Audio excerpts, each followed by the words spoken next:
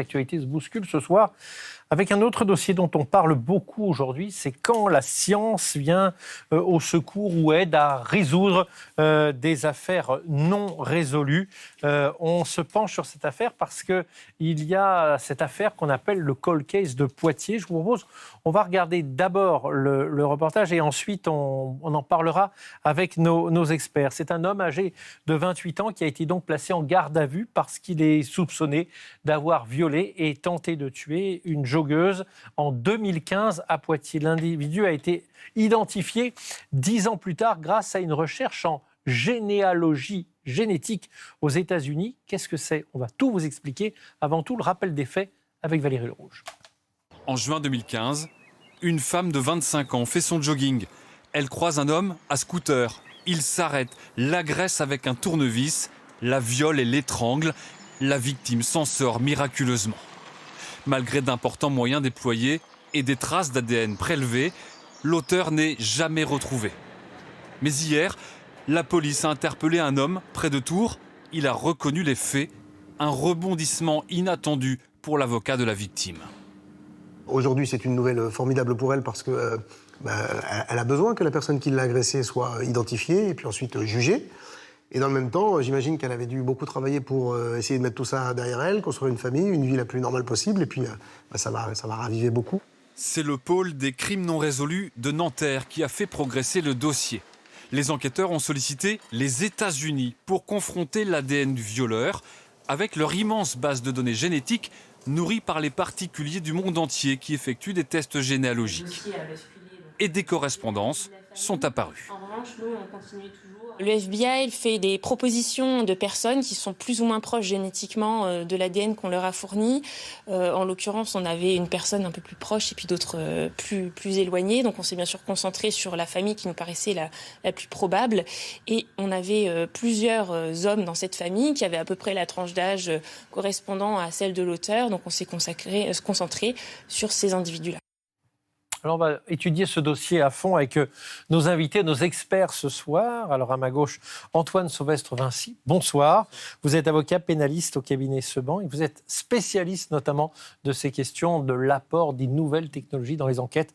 Vous nous direz si c'est souhaitable et dans quel sens tout cela va. Mais avant, on va écouter Catherine Nogier. Vous êtes généalogiste génétique.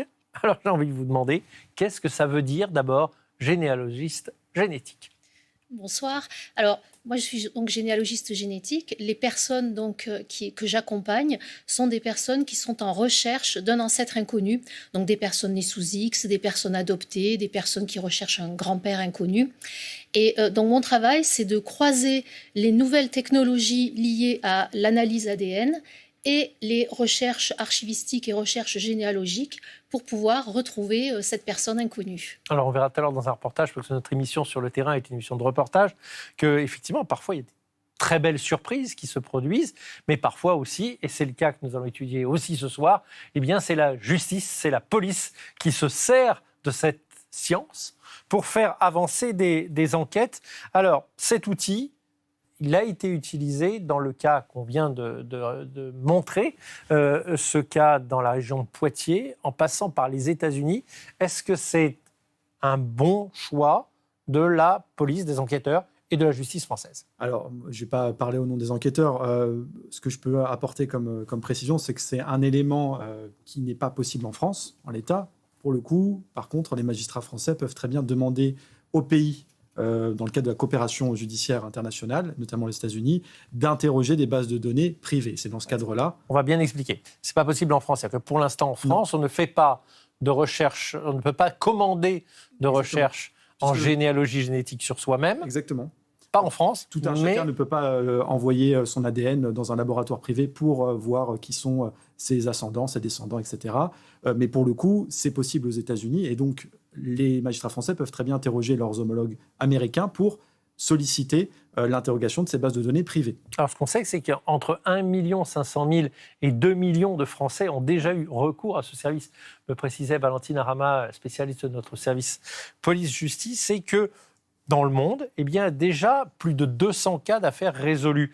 Pour vous, c'est un progrès de la science au service des enquêteurs ? Alors oui, c'est un progrès de la science qui doit accompagner la résolution des affaires non résolues. C'est ce dont on parle là dans l'affaire de Poitiers. Ça a été également dans le cadre du Prédateur des Bois, qui concerne une série de viols dans la région parisienne dans les années 90. Et donc, c'est une arme et on ne peut pas se dispenser de cette arme-là, d'autant plus que... Une sorte de dernier recours C'est le dernier recours. C'est le dernier recours quand la base nationale génétique, des empreintes génétiques, n'a pas trouvé un match, n'a pas trouvé une identité. Quand on a épuisé un peu toutes les voies, c'est le dernier recours qui, aujourd'hui, attend un encadrement législatif. Est-ce que vous pouvez bien nous préciser de quelle base de données les enquêteurs disposent en France aujourd'hui, sur les délinquants ? La base française, c'est le fichier national des empreintes automatisées des empreintes génétiques, qui est créé depuis la fin des années 90, qui est mise en place depuis les années 2000, à la suite de l'affaire qui concerne le Guy Georges. Oui. Et donc, cette base est alimentée par toutes les personnes qui sont placées en garde à vue, qui sont prélevées. On va mettre en évidence leur ADN, et également les personnes condamnées. Aujourd'hui, c'est le cadre. Et c'est cette base-là qui est interrogée par la police, par la justice, dans le cadre d'affaires criminelles notamment. Donc, pour qu'on soit clair, quelqu'un qui n'aurait jamais été en garde à vue ou jamais été condamné n'apparaît Exactement. aucunement dans Exactement. aucun fichier. Exactement. Quelles sont les limites, madame, que vous voyez à l'utilisation par la police de ce type de recherche en généalogie génétique ? Vous y êtes favorable ou plutôt défavorable, méfiante ? Alors, moi, j'y suis favorable parce que je trouve que c'est quand même une formidable avancée. Et comme le disait monsieur, c'est parfois même le seul et le dernier recours. Donc, aujourd'hui, on a quand même la chance d'avoir des nouvelles technologies. On le voit avec l'IA qui deviennent de plus en plus puissantes. Elles sont parfois utilisées à titre de gadget un petit peu. Et là, pour une fois qu'on peut utiliser la science pour quelque chose qui apporte vraiment de la valeur, ça serait dommage de s'en passer. Par contre, oui, effectivement, il faut des garde-fous, parce que quand on pioche dans les bases de données d'individus qui ont fait un test ADN, ils ont fait un test ADN et à la base, ils ne savent pas forcément que leur ADN va derrière servir dans des enquêtes policières. Alors, ce qui est fait dans les bases, effectivement, auxquelles le FBI fait appel, c'est que maintenant, depuis quelque temps, il y a eu une nouveauté qui a été introduite, c'est que quand vous faites un test ADN, vous avez une petite case à cocher qui dit « j'autorise ou pas » le FBI a utilisé mon ADN. Donc lire très attentivement. Voilà, lire très attentivement les petites lignes, cocher les bonnes cases, mais à partir du moment où les personnes donnent leur consentement éclairé à ce que leur ADN soit utilisé, pourquoi pas, c'est de leur ressort. On est bien d'accord, ces tests, on peut les faire principalement aux États-Unis. Il y a d'autres pays du monde où c'est principalement les États-Unis à 90%. Les laboratoires, entre guillemets, les plus fiables sont aux États-Unis. Aujourd'hui, il y a 4 grands laboratoires. En France, pour l'instant, c'est pas légal. En France, c'est interdit. Donc, il n'y a pas de laboratoire qui peut faire des tests à titre, entre guillemets, récréatif, c'est-à-dire pour un individu de son propre chef. Et c'est la raison pour laquelle les Français sont obligés de contourner la loi en allant faire des tests à l'étranger par des laboratoires étrangers, ce qui est dommage parce que si on pouvait les faire en France, ils seraient beaucoup plus encadrés que ce qui est fait aux États-Unis, en fait.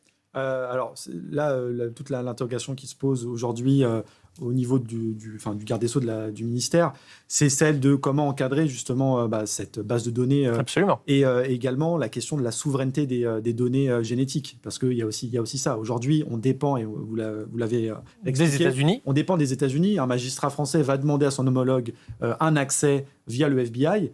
On parle de société privée. L'idée, c'est malgré tout d'utiliser ce fichier national qui est utilisé tous les jours par les enquêteurs, et de prévoir un répertoire spécifique pour des recherches en généalogie génétique, qui est du coup du paramétrage du FNAEG, du fichier national. J'aimerais bien vous entendre tous les deux tout à l'heure sur est-ce que ces données, finalement, elles peuvent être détournées par des entreprises privées, peut-être pour d'autres usages que ceux de la police, mais avant tout, je voulais vous proposer de voir ensemble des belles images, parce que parfois, ce sont des retrouvailles familiales qui sont possibles par la généalogie génétique. Vous voyez ce reportage de Rola Tarsissi pour complément d'enquête, avec un jeune Français d'origine vietnamienne qui, grâce à cette initiative, a pu retrouver sa famille, une famille avec laquelle il avait perdu contact. Regardez ce reportage. Arrivé en France à 14 mois, choyé par sa famille adoptive. Là, c'est mes 2 sœurs et moi quand j'ai commencé la danse quand j'étais petit. Une carrière de danseur professionnel et de chorégraphe. Guillaume a réussi sa vie. Mais une question le hante. Qui sont ses vrais parents ? Après avoir reçu les résultats de son test, il a cliqué sur cet onglet DNA Relatives. Comme un réseau social, ce site met en relation les personnes qui partagent les mêmes gènes.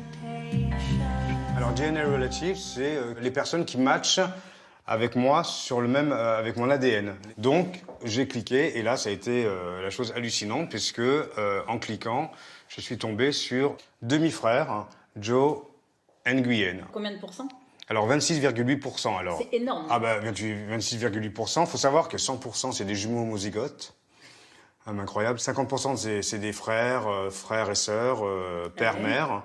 Ensuite, 25% c'est grand-père, grand-mère, demi-frère, demi-sœur. À partir de 12%, c'est cousin, cousine, oncle, tante. D'accord. Et donc là, vous vous appelez? Ah bah là, on s'est appelé, mais on s'est même pas parlé tout de suite. On a commencé on sanglotait comme deux gamins. On savait pas quoi se dire. C'était hi brother. Ah non, ça a été super fort. Ça a été quelque chose d'incroyable. Mais ce qui a été incroyable, c'est ce qui m'a révélé, parce que moi, c'était bon, je l'avais découvert, mais il m'a révélé quoi? Il m'a révélé que on était 7 enfants. Il m'a révélé que ma mère biologique était vivante, qu'elle était aux États-Unis à la Nouvelle-Orléans. Guillaume saute dans un avion et serre enfin sa mère biologique dans ses bras. Alors dans ce cas précis, c'est une très belle histoire, certes, mais est-ce qu'il peut y avoir une exploitation commerciale, un détournement, j'allais dire, finalement une partie de votre vie que vous donnez? Oui, alors c'est vrai que ce sont des données sensibles. Clairement, oui. L'ADN, en plus, c'est non seulement le sien, mais c'est aussi potentiellement une toute petite partie de l'ADN aussi de votre parents famille, proches. de vos proches. Donc c'est souvent l'argument qui est mis en avant pour les personnes qui souhaitent complètement mettre ça sous cloche. Moi, je pense qu'effectivement, ça reste quand même une bonne chose de pouvoir exploiter cet outil qu'est l'ADN. Après, effectivement, à partir du moment où on a une base de données avec des informations, on sait très bien qu'il pourrait y avoir, et il y en a déjà eu plusieurs fois, des fuites d'informations. Et effectivement, après, on peut se demander que vont devenir ces données. Mais encore une fois, on est dans une société où le risque zéro n'existe pas. Il y a eu des fuites sur le fichier de la sécurité sociale, par exemple, qui sont quand même des données extrêmement sensibles. Voilà. Mais là, vous comprenez bien qu'il s'agit de soi-même. Fondamentalement, la police américaine dit qu'aujourd'hui, il y a suffisamment de donneurs aux États-Unis, de donneurs d'une partie de leur patrimoine génétique, pour arriver à faire une carte de l'intégralité des États-Unis. Ça, c'est quelque chose. Ce passage en France, vous y seriez favorable, c'est-à-dire que finalement, ça puisse être ouvert en France par des entreprises françaises ou pas? Alors, nous, la solution qu'on appelle de nos voeux, et les familles qu'on représente également, plus une solution étatique, une solution chapeautée par le ministère de la Justice, le ministère de l'Intérieur, via ce fichier national. Déjà, d'une part, ça permet d'avoir une garantie sur la souveraineté des données, et puis également de contrôler les accès. Si cette technologie entrait dans la loi, il y aurait un principe de subsidiarité, c'est-à-dire qu'on interrogerait d'abord le fichier classique, c'est-à-dire celui alimenté par les personnes condamnées, par les personnes qui ont été prélevées en garde à vue, et si ça ne marche pas, évidemment, on va sur ce répertoire-là ultra sensible. Donc il y a quand même des garde-fous, il y a un système de protection qui pourrait être apporté par le ministère de l'Intérieur, par le ministère de la Justice, sans difficulté. Alors justement, vous parlez du ministre de la Justice, Gérald Darmanin, il envisage d'inscrire dans la loi la possibilité d'avoir recours à la généalogie génétique dans certaines enquêtes. Valérie Astruc, qui est notre correspondante en Europe, s'est penchée sur l'utilisation qu'on en fait en Suède pour résoudre des cold cases avec, vous allez le voir, une efficacité redoutable. Dans cette petite ville proche de Stockholm en 2004, sur le chemin de l'école, un enfant puis une dame sont sauvagement assassinés. Le chef de l'enquête se souvient. C'est ici que le petit garçon a été assassiné, poignardé 30 fois par le meurtrier. C'est alors qu'une femme de 55 ans vient à son secours. Elle a crié « Arrêtez !» et il lui a planté 7 ou 8 coups de couteau. L'assassin laisse sur les lieux son couteau et son bonnet. On avait son profil ADN. On s'est donc dit que ça prendrait 1 semaine ou 2 pour l'identifier. Mais on ne l'a pas trouvé. C'était un fantôme. Son ADN ne figure pas dans les fichiers de la police. Plus de 10 ans s'écoulent. L'enquêteur entend alors parler d'un cold case aux États-Unis qui va faire basculer l'affaire suédoise. En Californie, ce retraité est arrêté après avoir commis 50 viols et 13 meurtres pendant plus de 40 ans. identifié grâce à un lointain cousin qui avait fait un test ADN récréatif. En Suède, l'enquêteur se tourne vers ce généalogiste pour utiliser la même méthode. Il compare le profil génétique du meurtrier aux millions d'ADN récréatifs stockés dans des bases de données américaines. Il trouve une dizaine de personnes ayant des points communs génétiques. Ils avaient assez d'ADN en commun avec notre meurtrier pour avoir des liens de parenté avec lui, mais remontant à 200 ou 300 ans. L'expert se plonge alors dans les états civils conservés dans les églises suédoises et parvient à reconstituer 2 arbres généalogiques. Je sais que le suspect que je recherche descend à la fois de cette branche et aussi de celle-ci. Après, j'ai redescendu les arbres généalogiques des 2 familles et retrouvé quand les branches se rencontrent. Mais pour identifier la famille du meurtrier, il manque des profils génétiques suffisamment proches. La police lance un appel aux habitants de la région où le meurtre a eu lieu et leur demande de faire des prélèvements ADN. Cette femme se porte volontaire. Je n'ai pas hésité. Si je peux aider les victimes à trouver ces réponses. Et puis on a réalisé que le meurtrier était le fils de mon cousin. Et là, c'est devenu bien réel pour toute la famille. Son ADN mène à cet homme. Arrêté chez lui, dans cet immeuble, il avoue immédiatement. Un reportage très fort. Vous, c'est votre métier que de retracer des familles, de permettre aux gens de se retrouver. En France, ça doit être accepté, cette possibilité de faire des tests, j'allais dire récréatifs, mais avec le risque. Récréatif, voilà, avec un risque. Et c'est quand même un petit peu un abus de langage, parce que quand vous avez des personnes qui sont dans une vraie recherche identitaire pour connaître leurs origines, on n'est plus vraiment dans du récréatif. Mais oui, bien sûr, l'idée, c'est de pouvoir légaliser, de pouvoir ouvrir ces tests, puisqu'en fait, la France reste quand même le dernier pays d'Europe dans lequel les tests sont interdits. Donc l'idée, c'est de permettre aux gens, en encadrant effectivement cette possibilité, mais de leur permettre de pouvoir faire des tests ADN sans avoir besoin de recourir à des subterfuges, à aller à l'étranger, à se faire livrer des kits, etc. Alors on rappelle que pour autant, personne n'a jamais été condamné en France pour l'avoir fait. Absolument. Le tarif, c'est 3 750 € d'amende, mais n'a jamais été appliqué. Je rappelle un proverbe russe qui dit « L'extrême sévérité des lois est largement adoucie par le fait que personne ne les applique jamais ». Un dernier mot avec vous, monsieur avocat. Quelles sont les limites que doit se fixer le législateur pour qu'il n'y ait pas d'abus, pour que finalement ça ne soit pas utilisé comme preuve définitive et systématique à tous les cold cases? Alors, le fait est qu'il me semble que le limiter aux atteintes graves à la vie, donc on parle de meurtre, on va parler d'assassinat, on va parler de viols en série qui sont anciens, permet déjà de limiter le risque. Ensuite, ce que je vous disais tout à l'heure, il faut que ce mode d'investigation soit le dernier recours pour les enquêteurs qui ne peuvent pas disposer d'un témoignage parce qu'on parle de faits anciens, qui ne peuvent pas disposer d'un rapprochement au FNAEG parce que la personne n'est pas identifiée au FNAEG. C'est le dernier recours et, à notre sens, ce principe-là permet de limiter grandement le risque. Alors, on rappelle d'abord que le FNAEG, c'est le fichier national des empreintes génétiques. Il faut donc avoir été soit arrêté, soit condamné pour figurer à l'intérieur. En plus, il faut quand même rappeler, pour que ce soit bien clair pour nos téléspectateurs, que c'est évidemment seulement dans le cas où il y a une trace exploitable de la personne qui a commis le crime. Alors, le préalable, c'est évidemment la conservation des scellés. C'est-à-dire que sur une scène de crime, vous avez ce qu'on appelle des pièces à conviction. Ces pièces à conviction sont placées sous scellé à la disposition de la justice. Malheureusement, dans les affaires anciennes, parfois, on a des pertes et des destructions de scellés. Donc, dans ce cas-là, malheureusement, cette technique de généalogie génétique n'aura pas de pertinence. Pour le coup, on en a d'autres où nous n'avons pas encore d'auteur identifié, avec des scellés qui sont conservés précieusement par la justice, des traces de référence. Et ces traces pourront demain, si le législateur le décide, faire l'objet de cet acte-là en France, sur le sol, sans nécessité. Ce que vous êtes en train de nous dire, c'est qu'il y a un certain nombre de ce qu'on appelle les cold cases, pour utiliser le mot américain, qui seront résolus par les progrès de la science. Vous l'avez dit tout à l'heure, 200 sur le sol américain, plusieurs en Suède, la Suède étant le dernier des pays à avoir légalisé la généalogie génétique en juillet 2025. Et donc, nous, on a bon espoir que sur les 200 affaires qui sont traitées à Nanterre, au pôle spécialisé des affaires non résolues, un certain nombre puissent être résolus grâce à cette technique. Monsieur, madame, merci beaucoup pour ces éclaircissements, sur ce dossier. Il est